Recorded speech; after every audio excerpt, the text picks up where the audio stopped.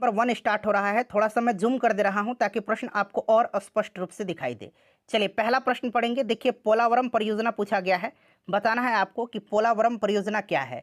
अगर आप आंसर पहले से जानते हैं ना तो आंसर कमेंट करते चलिए, इससे आपका रिवीजन होते चलेगा। ठीक है, तो देखिए फ्रेंड्स ध्यान दीजिएगा, पोलावरम परियोजना जो है ना ये भारत के आंध्र प्रदेश के एलुरु जिले, ध्यान रखिएगा, भारत के आंध्र प्रदेश के एलुरु जिले और पूर्वी गोदावरी जिले में गोदावरी नदी पर, किस नदी पर, गोदावरी नदी पर एक निर्माणाधीन बहुउद्देशीय सिंचाई परियोजना है। तो यहाँ पर आप देख सकते हैं option number C correct answer हो जाएगा। आंध्र प्रदेश में एक बहुउद्देशीय सिंचाई पहल है। ठीक है, चलिए उसके बाद देखिए दूसरा प्रश्न पूछा गया है कि 1 मेगाबाइट बराबर होता है, 1 मेगाबाइट बराबर होता है। तो फ्रेंड्स ये आपका हो जाएगा 1024 किलोबाइट। तो option number D correct answer हो जाएगा। चलिए देखिएगा अगला प्रश्न पूछा गया है यहाँ पर कि एक तरल पदार्थ का दूसरे तरल पदार्थ में फैलाव क्या कहलाता है। साइंस का क्वेश्चन है और देखिए निश्चित रूप से यहाँ से प्रश्न जो है आपके पेपर में यानी कि 71 बीपीएससी पीटी 2025 के पेपर में देखने को मिल सकते हैं।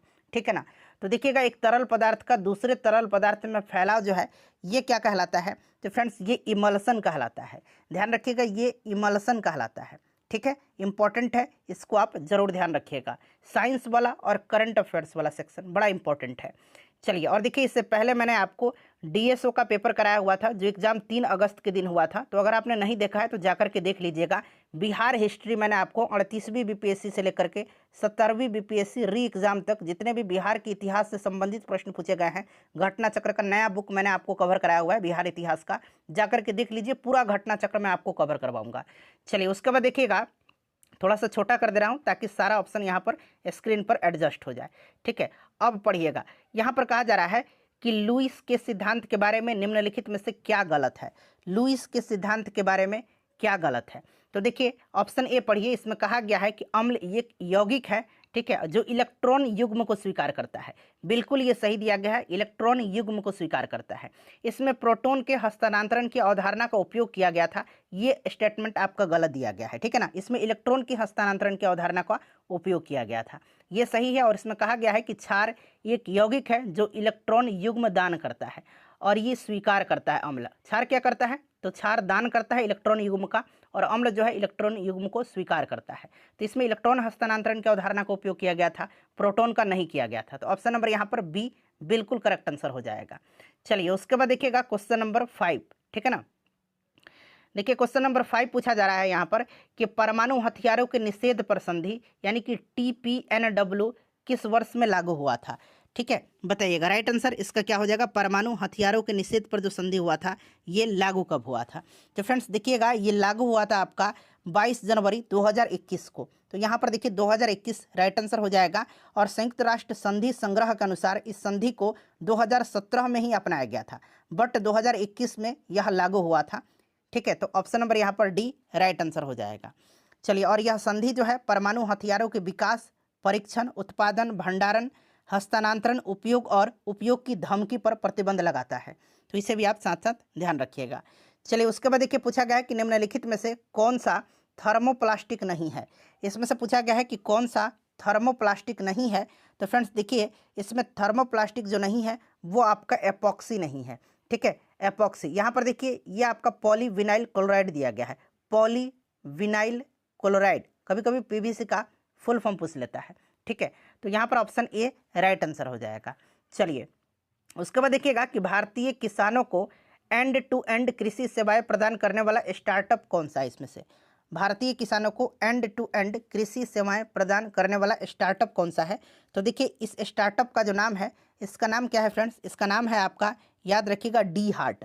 ठीक है ना, मैं अंग्रेजी में लिख देता हूँ इस तरह से, डी हार्ट। ठीक है ना, डी हार्ट। डी हार्ट यह एक एग्रीटेक प्लेटफॉर्म है जो किसानों को बीज, उर्वरक, कीटनाशक और कृषि उपकरण जैसे विभिन्न कृषि आपूर्ति प्रदान करता है।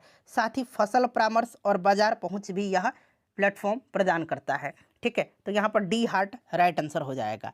ठीक है, अच्छा एक और स्टार्टअप है जो किसानों को जो है आपका डोर टू डोर कृषि सेवा प्रदान करता है, इसका नाम है निंजा कार्ट। यहाँ मैं लिख देता हूँ निंजा कार्ट। ठीक है ना, तो ये भी आप याद रखिएगा, निंजा कार्ट। क्लियर। चलिए उसके बाद अगला प्रश्न कर लेंगे। अगला प्रश्न हमारा यहाँ मैं लिख देता हूँ आपको, इस तरह से इसको लिखेंगे हम लोग। एक मिनट रुक जाइए, पहले हिंदी में आप पढ़िए, ठीक है ना। ये लिखा गया है सी, ठीक है ना, एस और भी, इसी तरह से ना सी एस भी। सी एस भी फाइलें कौन सी फाइलें हैं? तो देखिए सी एस भी फाइल जो होती है ना, ये आपका कौन सी फाइल है, यही पूछा गया है। तो राइट आंसर यहाँ पर ऑप्शन नंबर आपका हो जाएगा बी, टेक्स्ट फाइल है ये, ठीक है ना, ये टेक्स्ट फाइल है, ध्यान रखिएगा। चलिए फ्रेंड्स, उसके बाद क्वेश्चन नंबर हम लोग 9 कर लेंगे। देखिए क्वेश्चन नंबर 9 यहाँ से स्टार्ट हो रहा है, हिंदी वाले सेक्शन में हम आते हैं। देखिए क्वेश्चन नंबर 9 कह रहा है कि गौतम बुद्ध के प्रवचन की भाषा क्या थी। देखिए अगर बात करते हैं गौतम बुद्ध के बारे में, तो देखिए गौतम बुद्ध का जन्म जो हुआ था ये लुम्बिनी में हुआ था, ठीक है। और देखिए इनको ज्ञान की प्राप्ति बोधगया में हुई थी। पहला उपदेश इन्होंने सारनाथ में दिया था, और सबसे ज़्यादा इन्होंने अपना उपदेश जो है ये पाली भाषा में दिया हुआ है, ध्यान रखिएगा, ठीक है। चलिए, इनको लाइट ऑफ एशिया कहा जाता है, एशिया का ज्योतिपुंज। नेक्स्ट क्वेश्चन कर लेंगे। देखिए अगला प्रश्न पूछा गया है कि उस माध्यम का अपवर्तनांक क्या होगा जिसमें प्रकाश का वेग 2 गुना 10 के पावर 8 मीटर पर सेकंड है। तो उस माध्यम में अपवर्तनांक आपको बताना है। तो देखिए अगर हम अपवर्तनांक की फॉर्मूला की बात करते हैं, अपवर्तनांक की फॉर्मूला, तो ये आपका होता है निर्वात में प्रकाश का वेग बटा जो यहाँ पर आपका प्रकाश का वेग दिया गया है वो, ठीक है ना। यानी कि निर्वात में प्रकाश का वेग c बटा माध्यम में प्रकाश का वेग, तो ये माध्यम वाला वेग हो गया, तो यानी कि यहाँ पर हम भी लिख देंगे। यही अपवर्तनांक का फॉर्मूला होता है c बटा भी। अब देखिए यहाँ पर मैंने अभी बताया है कि ये c जो है ये निर्वात में प्रकाश का वेग है, तो 3 गुना 10 के पावर 8 होता है, और माध्यम में कितना दिया गया है, 2 गुना 10 के पावर 8 दिया गया है। तो ये आपका कैंसिल हो गया। अब देखिए इसको हम सॉल्व करेंगे 3 बटा 2 को, तो 2 एकम 2 और 2 पचे 10, यानी कि 1.5 बिल्कुल राइट आंसर हो जाएगा। और आपको याद होगा कि 1.5 जो अपवर्तनांक होता है ये अपवर्तनांक कांच का होता है। किसका होता है? कांच का होता है, ठीक है। अच्छा, पानी का अपवर्तनांक याद रखिएगा, पानी का अपवर्तनांक कितना होता है? तो 1.33 होता है। अच्छा, अगर आपसे पूछा जाए कि हीरा का अपवर्तनांक कितना होता है, तो हीरा का 2.42 होता है। तो ये सब भी आप ध्यान रख सकते हैं फ्रेंड्स, ठीक है। चलिए उसके बाद देखिए पूछा गया है कि भारत में व्यापार और आर्थिक संबंध समिति के अध्यक्ष कौन है? बताइएगा, बताइए राइट आंसर क्या हो जाएगा। भारत में व्यापार और आर्थिक संबंध समिति के अध्यक्ष कौन है? तो देखिए फ्रेंड्स, इसका गठन किया गया था 2005 में। ये जो समिति है भारत में व्यापार और आर्थिक संबंध समिति, 2005 में गठित किया गया था इसको। और देखिए इसके अध्यक्ष प्रधानमंत्री होते हैं, तो option number A right answer हो जाएगा। ध्यान रखिएगा, ये इंपॉर्टेंट क्वेश्चन है, ठीक है। चलिए उसके बाद देखिएगा क्वेश्चन नंबर 12 है।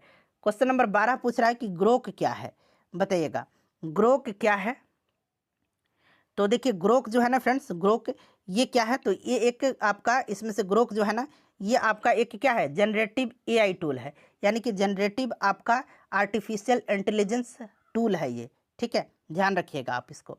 चलिए उसके बाद देखिएगा क्वेश्चन नंबर 12 हो गया। क्वेश्चन नंबर 13 देखिएगा कि स्काल्प मिसाइल को किसने संयुक्त रूप से विकसित किया है?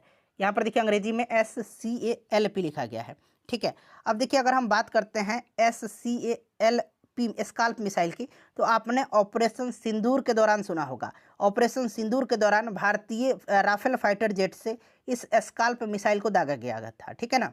तो उसी समय ये आपने सुना होगा स्काल्प मिसाइल। और स्काल्प मिसाइल को अगर हम बात करते हैं कि किसने संयुक्त रूप से विकसित किया है, तो फ्रेंड्स देखिए इसको फ्रांस और यूनाइटेड किंगडम ने मिलकर के विकसित किया है, फ्रांस और यूनाइटेड किंगडम ने। तो यहाँ पर देखेंगे आप ऑप्शन नंबर आपका सी करेक्ट आंसर हो जाएगा, ठीक है। ऑप्शन नंबर यहाँ पर सी राइट आंसर हो जाएगा। चलिए उसके बाद अगला प्रश्न कर लेंगे 14 नंबर कि हाल ही में देखिए किस मंत्रालय ने नई दिल्ली में हरित योग कार्यक्रम शुरू किया है?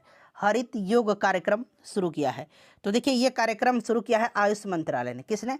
आयुष मंत्रालय ने जो है ये शुरू किया है, ध्यान रखिएगा, ठीक है। चलिए उसके बाद देख लीजिएगा, नाम जरूर याद रखिएगा, हरित योग कार्यक्रम ये आयुष मंत्रालय के द्वारा शुरू किया गया है। उसके बाद देख लीजिएगा नेक्स्ट क्वेश्चन है कि हीरे के बारे में निम्नलिखित में से कौन सा कथन गलत है? हीरे के बारे में तो आपको पता है कि हीरा जो होता है ये कार्बन का अपरूप होता है। और देखिए हीरा और ग्रेफाइट कार्बन का अपरूप है, वहीं कहा गया कि इसकी क्रिस्टल संरचना ग्रेफाइट के समान होती है। देखिए ये दोनों तो कार्बन का अपरूप होते हैं, बट इनकी संरचना एक समान नहीं होती है। तो कौन सा कथन गलत है? तो ऑप्शन ए ही गलत दिया गया है। बाकी देखिए हीरा कठोर होता है, बिल्कुल है, कार्बन परमाणु से बना होता है, और ये बिजली का खराब संवाहक होता है, ठीक है। ये भी आपका सही दिया। ग्रेफाइट जो होता है ये विद्युत का सुचालक होता है, ध्यान रखना आपको, बट यहाँ हीरा कहा गया है। तो ऑप्शन यहाँ पर ए राइट आंसर हो जाएगा, क्योंकि देखिए इसकी क्रिस्टल संरचना, हीरे की अगर बात करते हैं तो हीरे की क्रिस्टलीय संरचना जो होती है तो ये त्रिविमीय होती है। कैसी होती है, त्रिविमीय होती है, ठीक है। और इसमें sp3 जो है, sp3 प्रत्येक कार्बन परमाणु sp3 संकरणित होता है, ठीक है। और ग्रेफाइट में क्या होता है, तो ग्रेफाइट की अगर हम बात करते हैं तो ग्रेफाइट की जो संरचना होती है ये षटकोणीय होती है, ठीक है। और इसमें sp2 कार्बन परमाणु जो होते हैं ये संकरणित होते हैं। तो दोनों का संरचना देख लीजिए अलग अलग है, तो यहाँ पर ऑप्शन ए राइट आंसर हो जाएगा, ठीक है। चलिए उसके बाद देखिएगा कि नाटो कब अस्तित्व में आया था। अच्छा, नाटो का अभी सबसे नया सदस्य देश कौन सा है, तो ये 32वां सदस्य देश स्वीडन बना है। कौन सा, स्वीडन बना है, ठीक है। स्वीडन 2024 में 32वां सदस्य बना था स्वीडन, ठीक है, याद रखिएगा नाटो का। नाटो का फुल फॉर्म होता है नॉर्थ अटलांटिक ट्रीटी ऑर्गेनाइजेशन। और देखिए इसकी स्थापना हुई थी कब, तो आपको ध्यान रखना इसकी स्थापना हुई थी 1949 में, ठीक है। और इसका हेडक्वार्टर ब्रुसेल्स में है, ठीक है। चलिए ये किस क्वेश्चन नंबर 16 हो गया। आइए क्वेश्चन नंबर 17 पर। देखिए फ्रेंड्स, क्वेश्चन नंबर 17 यहाँ से स्टार्ट हो रहा है कि ALU का पूर्ण रूप क्या है, यानी कि ALU का फुल फॉर्म। तो आपने पढ़ा होगा कि अर्थमेटिक लॉजिक यूनिट होता है। Option number B right answer हो जाएगा, ठीक है। चलिए थोड़ा बहुत इसमें से जो है आपके इंजीनियरिंग सेक्टर से GS में कुछ एक दो प्रश्न हैं, जैसे कि ये आप देख सकते हैं, वैसे ये GS में भी आ जाता है। चलिए उसके बाद देखिए निम्नलिखित में से कौन सी सदिश राशि है। ये मोस्ट VVI क्वेश्चन है आपके एग्जाम के लिए। तो सदिश राशि आपको पता है कि सदिश राशि विस्थापन होता है, मैं बोल ही देता हूँ, ठीक है ना। विस्थापन होता है, वेग होता है, त्वरण होता है, बल होता है, संवेग होता है, ये सब आपके होते हैं सदिश राशि। तो यहाँ पर आप देख सकते हैं, यहाँ पर आपका बल दिया गया है, यानी कि option number A right answer हो जाएगा। बाकी देखिए ऊर्जा, द्रव्यमान, तापमान, ये सब जो होते हैं ये अदिश राशि होते हैं, स्केलर क्वांटिटीज होते हैं। चलिए अब यही क्वेश्चन था जो मैंने आपको बताया है कि इस तरह का प्रश्न जो है आपके पूछ लिए जाते हैं, मतलब इसमें पूछा गया है, इस तरह से आपके एग्जाम में नहीं पूछा गया। एक ऐसा क्वेश्चन ये है, ठीक है, तो इसको हम लोग छोड़ देते हैं। मैं आंसर बता देता हूँ डायरेक्टली, ऑप्शन सी यहाँ पर दिया गया है इसका ऑप्शन, ठीक है। उसके बाद देखिए ओसेलॉट क्या है। ओसेलॉट ये पूछा गया है कि ओसेलॉट क्या है, इस तरह से इसको लिखा जाता है OCELOT। ओसेलॉट क्या है, तो ओसेलॉट जो है एक क्वांटम कंप्यूटिंग चिप है। ये क्या है, एक क्वांटम कंप्यूटिंग चिप है। तो यहाँ पर देखिए एक क्वांटम चिप है और इसको डेवलप किया है अमेजन वेब सर्विसेज ने। इसको डेवलप किया है अमेजन वेब सर्विसेज ने, इसको डेवलप किया है, तो इसको भी आप ध्यान रखिएगा। चलिए उसके बाद देखिए हाल ही में आयोजित विश्व ऑडियो विजुअल और मनोरंजन शिखर सम्मेलन 2025 का आयोजन किस शहर में हुआ है, ये पूछा जा रहा है। तो याद रखना आपको, विश्व ऑडियो विजुअल और मनोरंजन शिखर सम्मेलन वेब्स 2025 का आयोजन किया गया है कहाँ पर, तो फ्रेंड्स इसका आयोजन किया गया है बॉम्बे में, ठीक है ना। तो मुंबई यहाँ पर राइट आंसर हो जाएगा। चलिए उसके बाद देखिए 22 नंबर क्वेश्चन है कि पुरुषों के एशिया कप हॉकी 2025 की मेजबानी कौन सा भारतीय राज्य कर रहा है। काफ़ी इंपॉर्टेंट क्वेश्चन है क्योंकि ये बिहार करेगा अपना, बिहार से रिलेटेड क्वेश्चन है, इंपॉर्टेंट है, ठीक है। बिहार के राजगीर शहर में आयोजित किया जाएगा, ठीक है फ्रेंड्स, ध्यान रखना आपको। चलिए उसके बाद देख लीजिएगा अगला प्रश्न है कि संपीड़न और विरलन किससे संबंधित हैं। संपीड़न और विरलन, तो देखिए संपीड़न और विरलन, संपीड़न जो होता है ये उच्च दबाव और माध्यम के कणों के उच्च घनत्व का क्षेत्र होता है, जबकि विरलन निम्न दबाव और माध्यम के कणों का कम घनत्व वाला क्षेत्र होता है, ठीक है, समझ में आ गया। तो यहाँ पर संपीड़न जो होता है ये ध्वनि तरंग से संबंधित घटना है, ठीक है, संपीड़न और विरलन। चलिए उसके बाद देखिएगा क्वेश्चन नंबर 24 है कि विश्व सामाजिक मंच का मुख्य एजेंडा क्या है। विश्व सामाजिक मंच यानी कि वर्ल्ड सोशल फोरम का इसका मुख्य एजेंडा क्या है, नव उदारवादी वैश्वीकरण का विरोध करना और न्यायसंगत और टिकाऊ दुनिया को बढ़ावा देना, ठीक है। और यह मंच उन आर्थिक और राजनीतिक प्रणालियों को चुनौती देता है जो असमानता, शोषण और पर्यावरणीय गिरावट को बढ़ावा देती हैं। तो यहाँ पर नव उदारवादी वैश्वीकरण का विरोध करना, ठीक है। चलिए उसके बाद चलिए अगला प्रश्न है 25 नंबर की रेडियो तरंगे अवरक्त, ठीक है ना। एक तो है रेडियो तरंग, ठीक है, रेडियो वेव्स है, एक अवरक्त है यानी कि इंफ्रारेड है और एक एक्सरे है। इनके बीच जो है आवृत्ति का सही क्रम क्या है, आवृत्ति का सही क्रम इनमें से क्या हो जाएगा। तो देखिए फ्रेंड्स अगर हम बात करते हैं तो आवृत्ति का सही क्रम इसमें से आपसे पूछा जा रहा है, ठीक है। तो ऑप्शन नंबर यहाँ पर डी दिया गया है, ठीक है ना। इसमें से देखिए एक्सरे का होगा, फिर आपका अवरक्त का होगा, फिर आपका रेडियो का होगा, ठीक है। चलिए उसके बाद हम लोग नेक्स्ट क्वेश्चन कर लेंगे। अगला प्रश्न है हमारा 26 नंबर, ठीक है ना। चलिए 26 नंबर क्वेश्चन देखेंगे, यहाँ से स्टार्ट हो रहा है कि हरित रसायन विज्ञान में किस बात पर जोर दिया जाता है। हरित रसायन विज्ञान में, ठीक है ना, यानी कि ग्रीन केमिस्ट्री में। तो देखिए ग्रीन केमिस्ट्री में जो है ना रसायन के डिजाइन, निर्माण और उपयोग के ऐसे तरीकों पर जोर दिया जाता है जो प्रदूषण को कम करते हैं या उनको समाप्त करते हैं। तो यहाँ पर आपको ऑप्शन सी हो जाएगा, रासायनिक उत्पादों और प्रक्रियाओं का डिजाइन जो खतरनाक पदार्थों के उपयोग या उत्पादन को कम या खत्म करते हैं। ठीक है, इसको ध्यान रखिएगा आप। देखिएगा कि निम्नलिखित में से कौन सा सही युग्म है।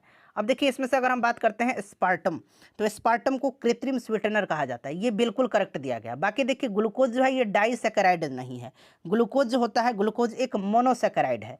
ग्लूकोज क्या है? ग्लूकोज मोनोसैकेराइड है, याद रखना आपको, ग्लूकोज मोनोसैकेराइड है। तो ये गलत हो गया। सुक्रोज को सरल शर्करा नहीं कहा जाता है, ठीक है ना, सुक्रोज को सरल शर्करा नहीं कहा जाता है, तो ये भी आपको ध्यान रखना है। ये भी आपको गलत हो गया, ये सरल शर्करा नहीं है। उसके बाद यहाँ पर आप देख सकते हैं माल्टोज को टेबल शुगर कहा जाता है, नहीं, टेबल शुगर माल्टोज को नहीं कहा जाता है। टेबल शुगर किस प्रकार का जो है चीनी है? तो ये सुक्रोज है, ठीक है ना। टेबल शुगर किस प्रकार का चीनी है? तो ये सुक्रोज है, तो ये भी गलत हो जाएगा। ऑप्शन ए यहाँ पर ऐड दिया गया है। देखिएगा कि फोटोवोल्टिक सेल एक जो है उपकरण है जो, तो देखिए फोटोवोल्टिक सेल जो होता है ना, ये क्या करता है? फोटोवोल्टिक सेल, तो आपको याद रखना है ये प्रकाश ऊर्जा को सीधे विद्युत ऊर्जा में परिवर्तित करता है। प्रकाश ऊर्जा को सीधे विद्युत ऊर्जा में परिवर्तित करता है, ठीक है, फोटोवोल्टिक सेल। फोटोवोल्टिक सेल से बीपीएससी में पहले भी प्रश्न पूछा गया है। देखिएगा कि निम्नलिखित में से इसमें से कौन सा कथन सही है, ये आपसे पूछा गया है। देखिए विंडोज को शुरू करने के लिए एक सेफ मोड डिफॉल्ट मोड है, ठीक है, विंडोज को शुरू करने के लिए एक सेफ मोड डिफॉल्ट मोड है, नहीं ये गलत दिया गया। सेफ मोड एक डायग्नोस्टिक मोड होता है, ठीक है ना, तो ये गलत हो गया। माइक्रोसॉफ्ट विंडोज एक डाटाबेस प्रोग्राम है, नहीं, माइक्रोसॉफ्ट विंडोज जो है ना ये डाटाबेस प्रोग्राम नहीं है, यह एक ऑपरेटिंग सिस्टम है, तो ये भी आपका गलत दिया गया है। तो राइट आंसर उपरोक्त में से कोई नहीं हो जाएगा। कौन सा सही है? तो कोई नहीं, ठीक है। चलिए उसके बाद 30 नंबर क्वेश्चन देखिएगा। प्रश्न कर रहा है कि निम्नलिखित में से देखिए कौन सा जोड़ा समस्थानिकों का प्रतिनिधित्व करता है। कौन सा जोड़ा इसमें से समस्थानिकों का प्रतिनिधित्व करता है? तो देखिए मैंने बताया है कि परमाणु संख्या क्या होता है, परमाणु भार समान हो, परमाणु संख्या यानी कि आपका परमाणु क्रमांक एटॉमिक नंबर सेम होना चाहिए, ठीक है ना। तो यहाँ पर देखिए ये डिफरेंट है, तो ये हट जाएगा, ये वाला करेक्ट हो जाएगा आपका, ठीक है। चलिए उसके बाद देखिए फ्रेंड्स कि निम्नलिखित में से कौन सा प्रकाश के प्रकीर्णन की घटना के कारण होता है? प्रकाश के प्रकीर्णन की घटना के कारण, तो देखिए अगर इसमें से हम बात करते हैं प्रकाश के प्रकीर्णन की घटना के कारण, तो ये आपका होगा इसमें से आकाश का नीला दिखाई देना। आकाश नीला दिखाई देता है प्रकाश के प्रकीर्णन के कारण। बाकी देखिए एक प्रिज्म सफेद प्रकाश को उसके घटक रंगों में विभाजित करता है, यह डिस्पर्सन ऑफ लाइट के कारण होता है। तारों का टिमटिमाना अपवर्तन के कारण होता है, ठीक है। और इंद्रधनुष का निर्माण सूर्य के प्रकाश और पानी की बूंदों के बीच अपवर्तन, आंतरिक परावर्तन और विक्षेपण की घटना के कारण होता है। चलिए उसके बाद देखिए निम्नलिखित में से कौन सी मेमोरी एक साथ पढ़ने और लिखने के संचालन की अनुमति देती है, बताइएगा। तो फ्रेंड्स ये रैंडम एक्सेस मेमोरी है, इसका नाम है random access memory, RAM, clear. उसके बाद चलिए ये प्रश्न जो है ये आपके एग्जाम में नहीं पूछा जाएगा, तो यहाँ पर मैं इसका आंसर बता देता हूँ। चलिए उसके बाद देख लीजिएगा 34 नंबर क्वेश्चन। तो यहाँ पर देखिए लाला लाजपत राय को किस नाम से भी जाना जाता है, ये इंपॉर्टेंट क्वेश्चन है। लाला लाजपत राय, इनको शेरे पंजाब का नाम से जाना जाता है। ऑप्शन नंबर यहाँ पर डी राइट आंसर हो जाएगा, शेरे पंजाब के नाम से जाना जाता है, ठीक है। चलिए उसके बाद देखिएगा कि निम्नलिखित में से किस पर चुंबकीय क्षेत्र चुंबकीय प्रभाव उत्पन्न नहीं कर सकता है। निम्नलिखित में से किस पर चुंबकीय क्षेत्र चुंबकीय प्रभाव उत्पन्न नहीं कर सकता है? तो फ्रेंड्स ये स्थिर विद्युत आवेश पर, ठीक है, स्थिर विद्युत आवेश पर, ठीक है, याद रखिएगा। चलिए उसके बाद देखिए पूछा गया है कि कौन सा कथन इसमें से आपका सही दिया गया है, ठीक है ना, ये पूछा जा रहा है ना। चलिए तो आपको पूरा दिख रहा है। देखिए डांडी, पहला पढ़िए, डांडी मार्च का नेतृत्व महात्मा गांधी ने वर्ष 1932 में किया था, नहीं, डांडी मार्च को 1930 में किया था, 12 मार्च 1930 को साबरमती आश्रम से स्टार्ट किया था 78 अनुयायियों के साथ, ठीक है। और 6 अप्रैल को ये डांडी पहुंचते हैं, 6 अप्रैल 1930 को सांकेतिक रूप से नमक बना करके नमक कानून तोड़ते हैं और इसके साथ ही सवर्ण आज्ञा आंदोलन स्टार्ट हो जाता है। उसके बाद करें कि भारत छोड़ो आंदोलन महात्मा गांधी द्वारा वर्ष 1942 में शुरू किया गया था। तो फ्रेंड्स देखिए ये स्टेटमेंट आपका सही है, तो ये वाला गलत है, दूसरा सही है। तो यहाँ पर राइट आंसर क्या हो जाएगा? ऑप्शन नंबर बी हो जाएगा, केवल 2। उसके बाद देखिएगा कि ऑक्सीजन के बारे में निम्नलिखित में से कौन सा कथन सही है ऑक्सीजन के बारे में। अब देखिए ऑक्सीजन के बारे में हम बात करते हैं तो तरल या ठोस होने पर यह गहरा नीला दिखाई देता है, ये स्टेटमेंट आपका बिल्कुल जो है करेक्ट दिया गया, बाकी ये सब आपके गलत दिए गए हैं, ठीक है ना। चलिए उसके बाद देख लीजिएगा क्वेश्चन नंबर 38 करें कि भारत का सबसे बड़ा निर्यातित उत्पाद कौन सा है। भारत का सबसे बड़ा निर्यातित उत्पाद, तो आपको पता है ये पेट्रोलियम प्रोडक्ट होता है, तो यहाँ पर देखिए परिष्कृत पेट्रोल यहाँ पर राइट आंसर हो जाएगा, ठीक है। उसके बाद चलिए नेक्स्ट क्वेश्चन है कि लाइनक्स के सभी प्रोग्राम किस रूप में निष्पादित होते हैं। तो लाइनक्स के सभी जो आपके प्रोग्राम हैं ये किसके रूप में जो है, तो ये आपका प्रक्रिया हो जाएगा, प्रोसेस, ठीक है। देखिए निम्नलिखित में से यहाँ पर कौन सा रासायनिक प्रतिक्रिया का गुण है, यानी कि आपका केमिकल रिएक्शन का गुण है, ये पूछा जा रहा है। चलिए देखिएगा, तो यहाँ पर एक एक करके पढ़िए। यह केवल गैस में होता है? नहीं, ऐसा नहीं कि केवल गैस में होगा, ये किसी भी माध्यम में हो सकता है, मतलब ठोस में भी होगा, द्रव में भी हो जाएगा। ये केवल ठोस पदार्थ, ये भी गलत है, इसके लिए हमेशा उष्मा की आवश्यकता नहीं होती है, ठीक है ना, ये भी गलत है। और जब भी केमिकल रिएक्शन होगा तो कुछ नया मटेरियल बनता है, तो इसके परिणाम स्वरूप नए पदार्थ का निर्माण होता है। ऑप्शन डी बिल्कुल यहाँ पर करेक्ट आंसर दिया गया है, ठीक है ना।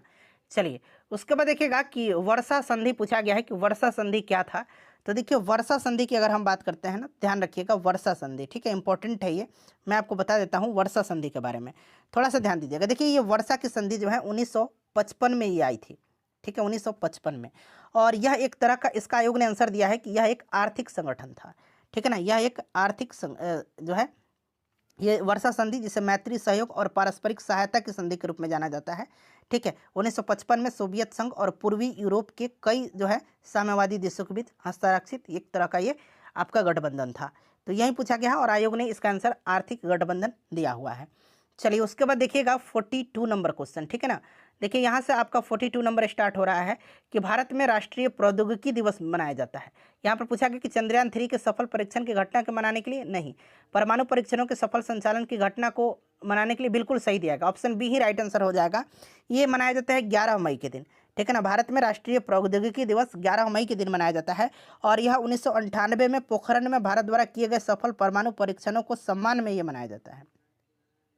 उसके बाद देखिए मिश्रित अर्थव्यवस्था किससे बनती है? मिश्रित अर्थव्यवस्था, तो देखिए मिश्रित अर्थव्यवस्था जो है ये आपके सार्वजनिक और निजी क्षेत्र से, तो ऑप्शन नंबर यहाँ पर सी हो जाएगा राइट आंसर, ठीक है फ्रेंड्स।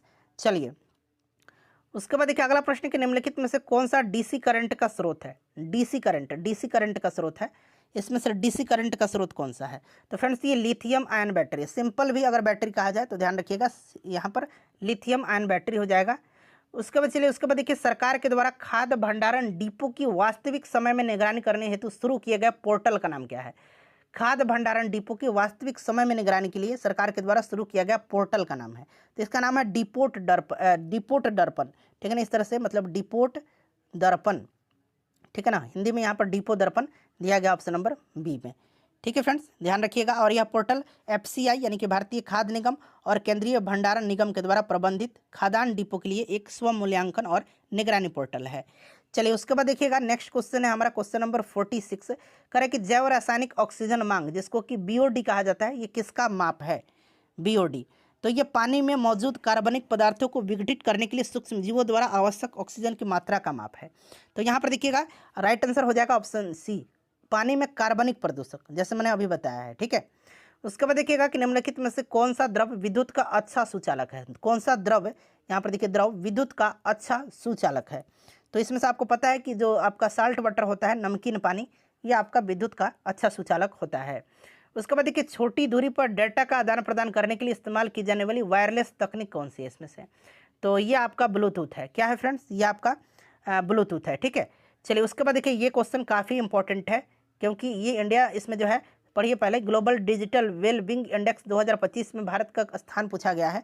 तो इसमें जो है भारत का स्थान जो है फ्रेंड्स, आपका कौन सा स्थान है इसमें बताइए फटाफट, कौन सा देश शीर्ष पर है ये पूछा गया। तो इसमें अपना प्यारा भारत जो है ये शीर्ष पर है और इंडिया को इसमें जो है टोटल 100 में से, मतलब आउट ऑफ 100 में से इसको 67 पॉइंट जो है ये मिला हुआ है, इसको आप ध्यान रखिएगा, ठीक है। Global digital wellbeing, global digital, यहाँ मैं लिखता हूँ वेल बिंग, ठीक है ना, इस तरह से अंग्रेजी में, ग्लोबल डिजिटल वेलबींग इंडेक्स 2025 में भारत शीर्ष पर रहा है। उसके बाद देखिए पहचानने योग्य आकार बनाने वाले तारों को क्या कहा जाता है, ये पूछा गया है।